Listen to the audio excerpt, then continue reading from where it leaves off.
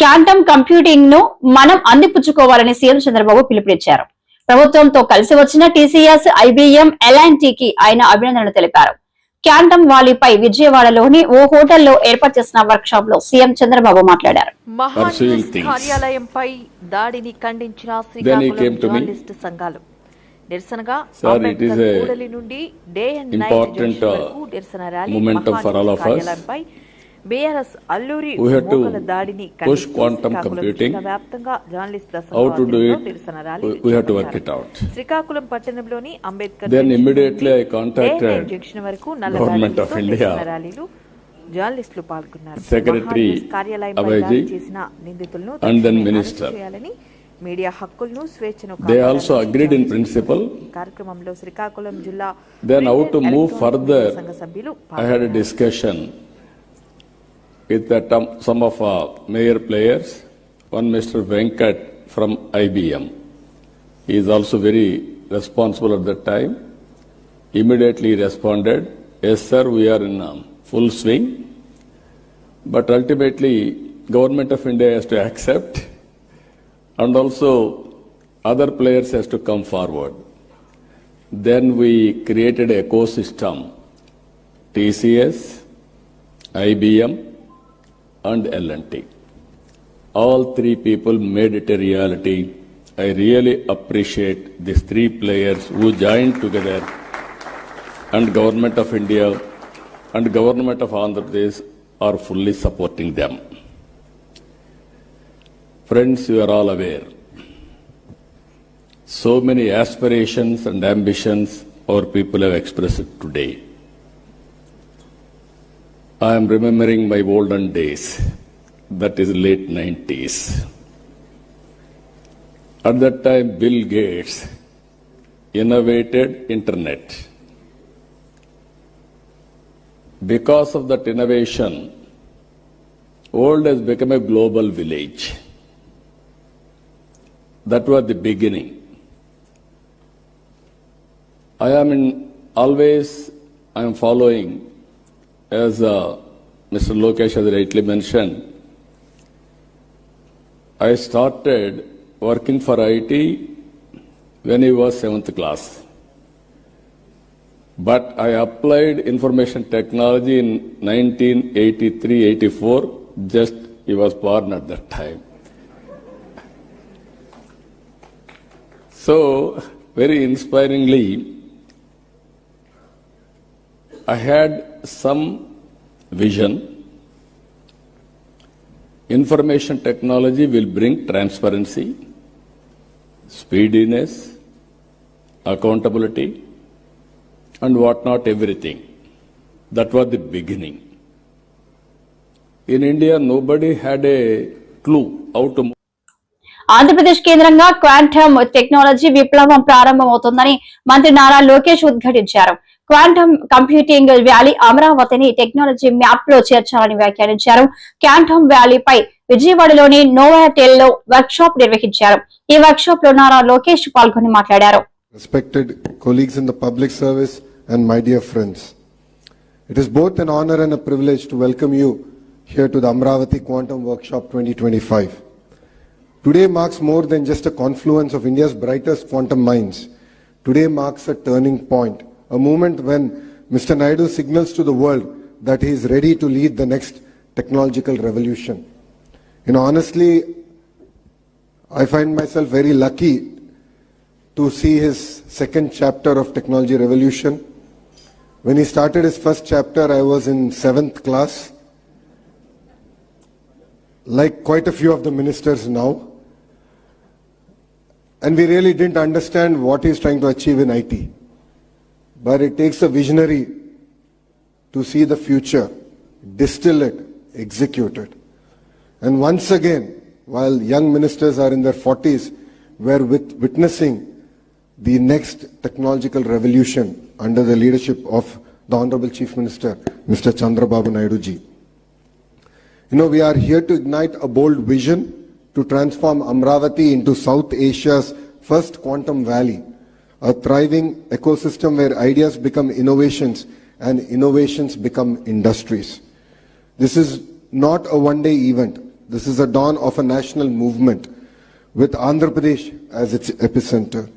We are investing in a full-stack quantum capability from qubit architecture to cryoelectronics, from algorithm development to global quantum standards. And I'm proud to announce that the Amravati Quantum Valley will soon be home to the IBM Quantum System 2, India's most advanced quantum computer. India's most advanced quantum computer with 156 qubits. Asia's first quantum standards testbed in collaboration with NPL, IEEE, CDAC and AWS. A thriving quantum tech startup ecosystem with anchor support from IBM, TCS, HCL, Tech Mahindra and many more. Our mission is grounded in the strategic foresight backed by the National Quantum Mission announced by our Honorable Prime Minister Narendra Modi ji and enriched by global partnerships.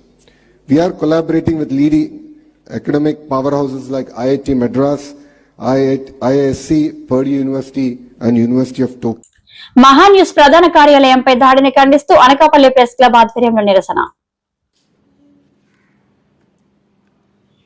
Maha News ప్రధాన కార్యాలయంపై దాడిని ఖండిస్తూ Anakapalli press club ఆధ్వర్యంలో నిరసన.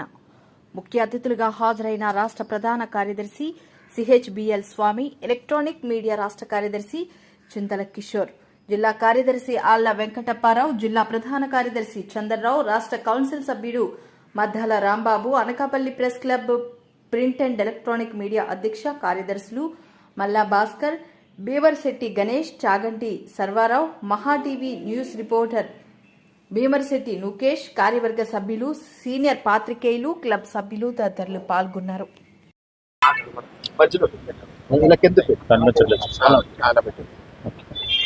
అందరికీ నమస్కారం. మరి తెలంగాణ రాష్ట్రం హైదరాబాద్లో ఉన్న మహాన్యూస్ ప్రధాన కార్యాలయం మీద 2 రోజుల క్రితం సమాజం తలదించుకునే విధంగా దాడికి పాల్పడ్డారు బీఆర్ఎస్ కార్యకర్తలు. అక్కడుండే సమస్యలను బయటికి తీసే పరిస్థితుల్లో జీర్ణించుకోలేని బీఆర్ఎస్ కార్యకర్తలు ప్రధాన కార్యాలయం మీద దాడులు చేయడమే కాకుండా పనిచేసే ఉద్యోగుల్ని భయభ్రాంతులకు గురి చేసే విధంగా చాలా విచక్షణగా వ్యవహరించారు. ఇది చాలా దారుణమైన సంఘటన. దీన్ని Andhra Pradesh working journalist union, Indian journalist union తీవ్రంగా ఖండించింది. ఇప్పటికే రాష్ట్ర వ్యాప్తంగా, దేశవ్యాప్తంగా దీని మీద ఆందోళన చేపట్టడం జరిగింది. రాష్ట్ర ప్రభుత్వం, తెలంగాణ రాష్ట్ర ప్రభుత్వం దృష్టికి తీసుకెళ్లడం కూడా జరిగింది. ఆంధ్రప్రదేశ్ రాష్ట్ర ప్రభుత్వానికి దృష్టికి తీసుకెళ్లడం జరిగింది.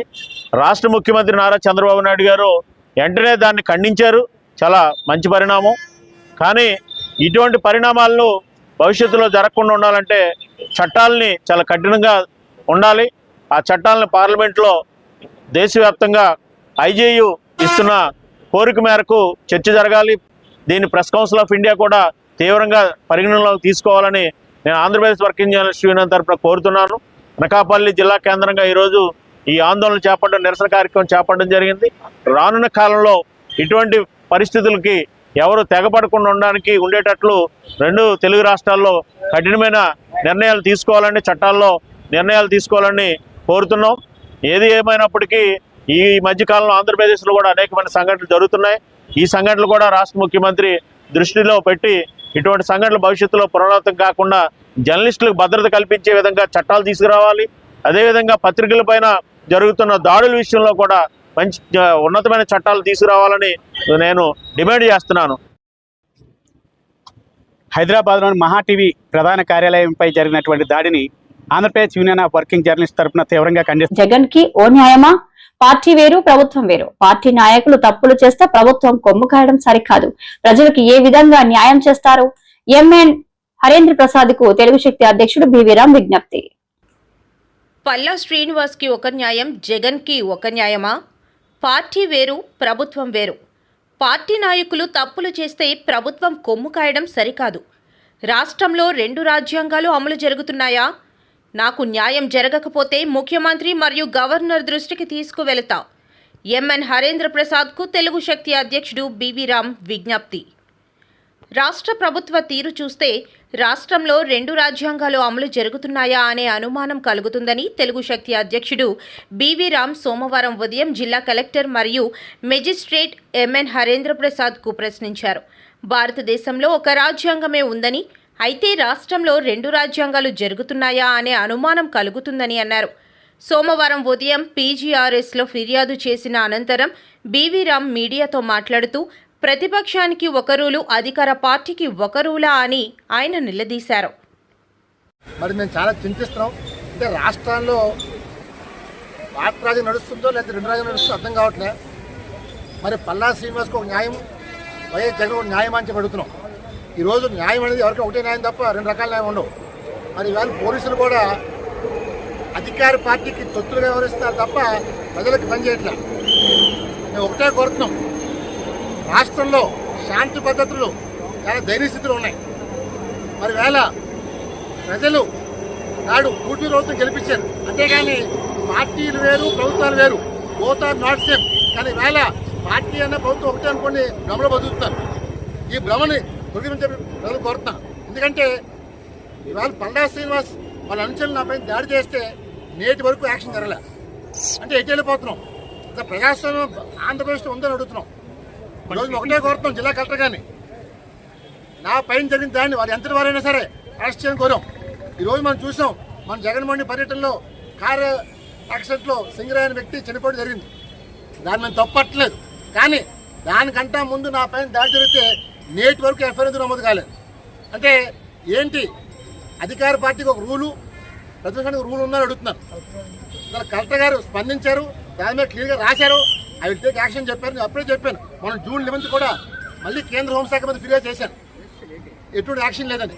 అందువల్ల పోలీస్ కమిషనర్ గారు స్పందిస్తున్నా సరే వాళ్ళ ఏసీపీ కానీ డీసీపీలు కానీ స్పందించట్లే.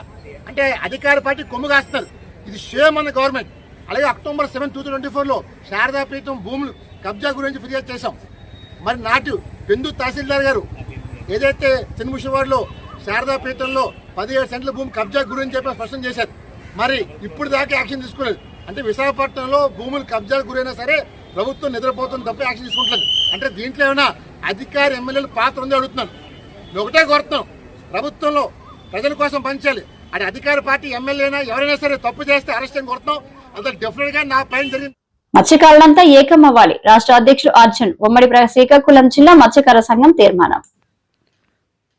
ఉమ్మడి శ్రీకాకుళం జిల్లాలో ఉన్నటువంటి మత్స్యకార ఆంధ్రప్రదేశ్ సాంప్రదాయ మత్స్యకార కులాల సమైక్య సంఘం ఆధ్వర్యంలో ఉమ్మడి శ్రీకాకుళం జిల్లాలో సమావేశం జరిగింది.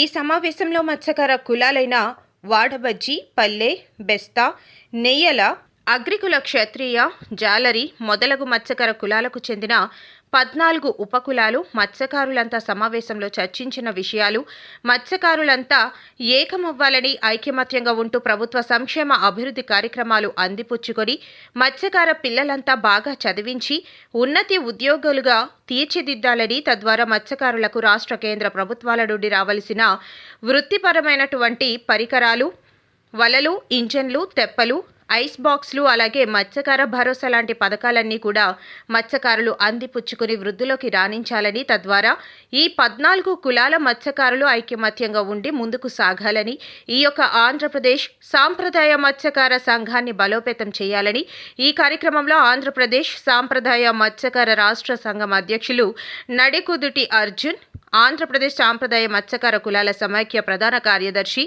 చింతకాయల ముత్యాలు, రాష్ట్ర మత్స్యకార నాయకులు మల్లేటి రాంబాబు, ఉత్తరాంధ్ర నాయకులు నెయ్యల కుల సంఘాల పాండురంగ, మురళీకృష్ణ, జిల్లా అధ్యక్షులు శ్రీకాకుళం జిల్లా నెయ్యల కుల సంఘాలు జిల్లా 14 కులాల దువ్వాడ గురునాథ్, ఉపాధ్యక్షుల టి సూర్యనారాయణ, ఎస్టీ సాధనా సమితి నెంబర్ చీకటి శ్రీరాములు, ఎస్టీ సాధనా సమితి జిల్లా కన్వీనర్ సాయి బలరాం, రమణ, చోడిపల్లి దేముడు, మైలపల్లి సింహాచలం, బర్రి చిన్నప్పన్న, సీనుబాబు తదితర మత్స్యకార నాయకులు పాల్గొన్నారు.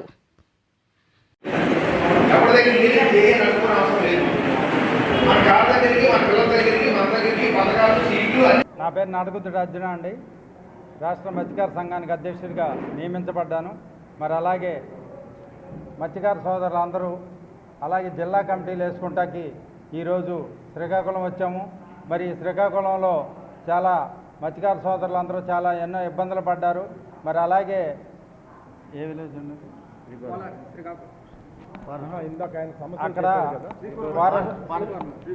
శ్రీకూర్మం అనే గ్రామంలో ఫార్మా దీనిలో ఉంది, దాన్ని ఇబ్బంది పెడుతున్నారన్నారు.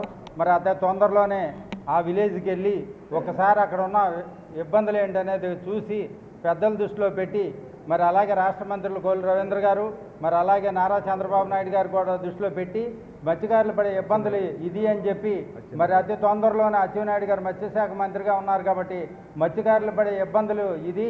ఈ గ్రామం మరి తరతరాల నుంచి కూడా స్వతంత్రం రాకముందు నుంచి కూడా ఈ గ్రామంలో నివసిస్తున్నారు. మరి ఈరోజు వాళ్ళు ఎక్కడికి వెళ్ళిపోమంటే ఎలా వెళ్తారు? అదొకటి. మరి అలాగే ఇదే శ్రీకాకుళం జిల్లాలో స్టార్ట్ అయింది. మరి అలాగే ఎస్సీ అన్నారు, తర్వాత ఎంబీసీ అన్నారు కాబట్టి ఈరోజే దాన్ని కూడా పెద్దలందరితో కూడా ఒక చిన్న సమావేశం ఏర్పాటు చేసి దాన్ని కూడా తొందరలోనే ఒక ఆలోచన చేసి దాన్ని పెద్దల దృష్టిలో పెడతామని చెప్పి ఈ సంఘం ద్వారా మరి నాకు ఇచ్చిన ఈ అవకాశాన్ని పూర్తిగా సంఘానికి ఉపయోగపడే విధంగా అన్ని వేళలా అందుబాటులో ఉంటామని చెప్పి సెలవు తీసుకుంటూ, మరి మత్స్యకారులందరూ కూడా అన్ని నియోజకవర్గాల్లో ఏ ఇబ్బంది ఉన్నా ఈ దృష్టికి తీసుకొస్తే, ఈ రాష్ట్ర కమిటీ దృష్టికి తీసుకొస్తే దాన్ని ఏదో రకంగా ఇబ్బందులు పడి దాన్ని టీడీపీ కూటమి ఏడాది పాలన కార్పొరేట్లకు వరాలు, ప్రజలపై భారాలుగా ఉన్నదని సిపిఎం పార్టీ జిల్లా కార్యదర్శి డి గోవిందరావు, కార్యదర్శి వర్గ సభ్యులు బి కృష్ణమూర్తి అన్నారు. దారి తప్పుతున్న టీడీపీ కూటమి ఏడాది పాలన పుస్తకావిష్కరణ కార్యక్రమం సిపిఎం కార్యాలయంలో ఈరోజు జరుగుతుంది. టీడీపీ ఏడాది పాలనలో ఇచ్చిన హామీలు నెరవేర్చలేకపోయింది. జిల్లాలో ఇచ్చిన హామీలు కూడా ఒకటి కూడా నెరవేరలేదు. అదేవిధంగా కార్పొరేట్ సంస్థలకు ఈరోజు భూములు అప్పనంగా ఇస్తాను, ప్రభుత్వ రంగ సంస్థల ఆస్తుల్ని తాకట్టు పెట్టేస్తాను.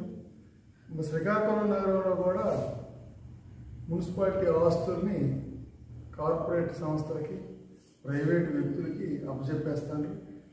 ఈ సమస్యలన్నింటి మీద ఈ పుస్తకావిష్కరణ కార్యక్రమం చేస్తూ విస్తృతంగా ప్రసారం చేయడం జరుగుతుంది. ఎక్కడైనా సరే ప్రభుత్వం కూటమి ఇచ్చిన హామీలు అమలు చేయాలని చెప్పి డిమాండ్ చేస్తున్నాం. తెలంగాణ జిల్లాలో పాషమైలారం ఇండస్ట్రియల్ కారిడార్ లో జరిగిన రియాక్టర్ పేలుడు ఘటనలో 8 మంది మృతి చెందినట్లు ఐజీ సత్యనారాయణ వెల్లడించారు. ఘటనా స్థలంలో 6 చనిపోయారని, ఆసుపత్రిలో చికిత్స పొందుతూ మరో 2 ప్రాణాలు కోల్పోయారని పేర్కొన్నారు.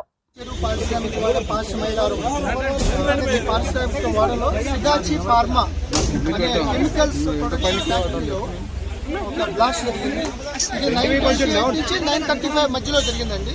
ఇమ్మీడియట్ గా 10 minutes దూరంలో ఉన్న పోలీస్ స్టేషన్ కి ఏసీపీ ఆఫీస్ కి చెప్పడం జరిగింది. వాళ్ళు ఫైర్ ని వీళ్ళందరూ within 20 minutes NDRF, SDRF, DDRF, insurance, 10 fire ఇంజన్లు, రెవెన్యూ, పోలీసు, స్టేట్ సంబంధించిన బలగాలందరూ కూడా ఇక్కడ రావడం జరిగింది. ఇప్పుడు వరకు 6 స్పాట్లో డెడ్ బాడీని ఫైండ్ అవుట్ చేయడం జరిగింది. 6 డెడ్ బాడీలు. అట్లాగే హాస్పిటల్, ప్రణవ్ హాస్పిటల్ చందానగర్లో 2 వైల్ అండర్ గోయింగ్ ట్రీట్మెంట్ 2 చనిపోయారు. So 8 members confirmed. So 26 members injured అయ్యారు. దాంట్లో కూడా 2-3 చాలా సీరియస్గా ఉన్నారు. సో వాళ్ళు ఇమీడియట్గా మెడికల్ టీం కానీ, అంబులెన్స్లు కానీ ప్రభుత్వ పరంగా ఇమీడియట్గా వాళ్ళ మీద అన్ని జాగ్రత్తలు తీసుకుంటున్నారు. మొత్తం ఎంటైర్ అడ్మినిస్ట్రేషన్ ఇక్కడే ఉంది. యాక్చువల్గా 150 మంది చెప్తున్నారు, బట్ ఆ ఏరియాలో 90 మంది చెప్తున్నారు. బట్ ఇప్పుడు వరకు 8 డెడ్ బాడీస్, 26 మంది ఇంజర్డ్. ఇంకొక చిన్న బ్లాక్ ఏదైతే రియాక్టర్ దగ్గర ఉన్న ఆ ప్రెషర్కి, ఎయిర్ హ్యాండ్లింగ్ దాంట్లో ఏదైతే ప్రమాదం జరిగిందో దాని పక్కన ఇంకా ఫైరింగ్ ఇంకా అది నడుస్తుంది అన్నమాట. ఇంకా అది సెగలు వస్తున్నాయి. సో ఈ యొక్క ఎన్డీఆర్ఎఫ్, ఎస్డీఆర్ఎఫ్, డీడీఆర్ఎఫ్ కంటిన్యూస్గా ఆపడానికి ప్రయత్నిస్తారు. అది అయితే కానీ మనకి అవన్నీ కూడా వెరిఫై చేస్తారు కంపెనీ వాళ్ళు, రెవెన్యూ ఆఫీషియల్స్, కలెక్టర్ గారు, ఎస్పీ గారు. చెప్పిన దాని ప్రకారమే 150 మంది పనిచేసాక 90 మంది ఉన్నారని చెప్పారు. ఇప్పుడు 14 మంది క్షతగాత్రులు, 20 మంది క్షతగాత్రులు. మిగతా వాళ్ళ పరిస్థితి ఏంటి? ఎవరు కనపడలేదు. కొంతమంది ఈ యొక్క యాక్చువల్గా ఈ వైబ్రేషన్ కి ఈ ఏదైతే ఈ విస్ఫోటన జరిగినప్పుడు ఆల్మోస్ట్ పాసిమైలారు ఎంటర్ ఒక 5-6 కిలోమీటర్స్ వరకు ఈ వైబ్రేషన్ కంగారు. సో దానికి చాలా మంది పక్క నుంచి పారిపోయారు. సో మాకు ఇప్పుడు వరకు ఉన్న దాంట్లో ఇంకొక వేర్ హౌసింగ్ పక్కన ఒక 10 మెంబర్స్ ఉన్నారు అన్నట్టుగా వాళ్ళు చెప్తున్నారు కంపెనీ వాళ్ళు. అదంతా కూడా ఇమీడియట్ గా అదంతా ఫైర్ ఆగిపోయిన తర్వాత కానీ అవన్నీ కూడా మీరు వైద్యుల నిర్లక్ష్యం ఓ నిండు ప్రాణాన్ని బలికొంది. కడప జిల్లా బద్వేల్లో వైద్యుల నిర్లక్ష్యంతో ఓ మహిళ ప్రాణాలు విడిచింది. వైద్యుల నిర్లక్ష్యం ఓ నిండు ప్రాణాన్ని బలికొంది. కడప జిల్లా బద్వేల్లో వైద్యుల నిర్లక్ష్యంతో ఓ మహిళ ప్రాణాలు విడిచింది. బద్వేలు మండలం గుండంరాజుపల్లి ఎస్టీ కాలనీకి చెందిన పామూరి పెంచులమ్మ అనే మహిళ 3వ కాన్పు ఇంటి దగ్గరే బిడ్డకు జన్మనిచ్చింది. బ్లీడింగ్ ఎక్కువ అవుతుండటంతో ఏఎన్ఎం సంప్రదించారు. ఏఎన్ఎం సూచన మేరకు ఆటోలో పెంచులమ్మను తొట్టిగారిపల్లి పీహెచ్సీకి తరలించారు. పీహెచ్సీలో డ్యూటీలో ఉన్న నర్సు డాక్టర్కు ఫోన్ చేసి డాక్టర్ సూచనలతో ట్రీట్మెంట్ ఇచ్చినట్లు బాధితులు చెబుతున్నారు. డెలివరీ అయిన కొద్ది గంటల్లో బాధితురాలు పరిస్థితి విషమంగా ఉన్నా డాక్టర్ రాకపోవడం పట్ల బాధితులు అసహనం వ్యక్తం చేశారు. డాక్టర్ మాత్రం నేను వచ్చానని, నేను వచ్చే లోపలే అక్కడి నుంచి వెళ్లిపోయారని చెబుతున్నారు. కాకుండా బాగా ట్రీట్మెంట్ చేసి అక్కడ గమనం చూసేటట్టుగా చేయండి సార్. అది మెయింటైన్ చేస్తాను. ఫోన్లో మాట్లాడుతుంది నర్సు డాక్టర్ సంప్రదించి వాళ్ళని రమ్మని చెప్పి వాళ్ళు ట్రీట్మెంట్ చేయించుంటే సరిపో సార్. వాళ్ళు అట్లా చేయలే. నర్సే ట్రీట్మెంట్ చేస్తాను కానీ సార్ డాక్టర్లే రాలే అసలు. ముఖ్యంగా వాళ్ళు ఫోన్లో మాట్లాడతారు కానీ డాక్టర్ వచ్చిందిలే ట్రీట్మెంట్ చేసింది. అటు అయినా కూడా డాక్టర్ రాలేదు. నా వల్ల కాదమ్మా, నేను నర్సును మీ డ్యూటీకి పోతున్నా, ఏం కాదు, మీరు ఏమన్నా చేసుకుంటాను చేసుకోండి అని అంటే 3 ఇడ్లీలు పెట్టి ఇంత గ్లాస్ పాలు తాగింది అన్ని మాట్లాడతాను. ఈ బ్లీడింగ్ వల్ల పాప బ్లీడింగ్ ఎక్కువ అవుతుంటే అమ్మాయిని తీసుకుపోయి నేను బల్ల మీద పనబెట్టింది. ఒక ½ అన్ అవర్ అయింది.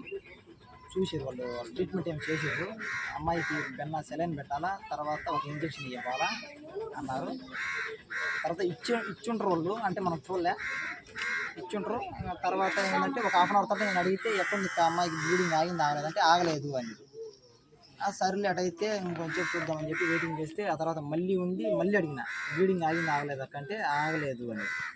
అటైతే ఎందుకు మాకమంటే మన దగ్గర ఒక మెడిసిన్ ఉండాలి, అది లేదు, బద్దలు పోయి తెచ్చుకోపోండి అని. సరేలే అని చెప్పని అది రాసి ఇచ్చేవాళ్ళు స్లిప్ మీద. అది తీసుకొని నేను సెంటర్కి వచ్చి ఫస్ట్ రాజేశ్వరి మెడికల్ స్టోర్లో అడిగితే అక్కడ లేదన్నారు వాళ్ళు. తర్వాత ఈ పక్క బాలాజీ మెడికల్ స్టోర్లో అడిగితే అక్కడ ఆడ దొరికింది. మళ్ళీ తీసుకొని నాకు 20 నిమిషాలు టైం పట్టింది.